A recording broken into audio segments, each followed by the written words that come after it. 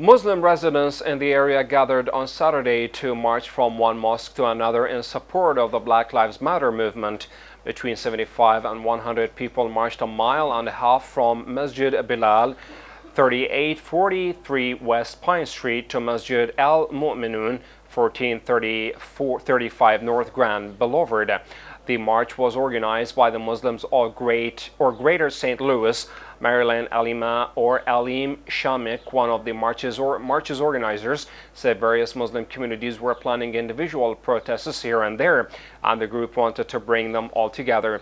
Muslims of Greater St. Louis wanted to highlight the issue of police brutality, Aleem-Shamikh said, and she hopes to see the Muslim community continue to unite around this cause and others, such as feeding the homeless here.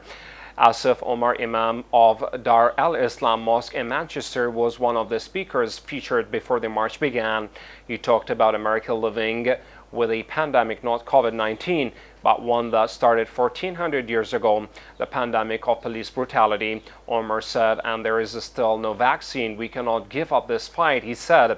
Omar Lee, 45, is a fixture at St. Louis Black Lives Matter protests when he is in town. Anyway, Lee splits his time between St. Louis and a home in Texas. But Saturday's march took on special meaning for Lee, who has been a practicing Muslim since 1992. Muslims stand for justice as our Prophet Muhammad did. Lee said, "We stand in solidarity with Black lives."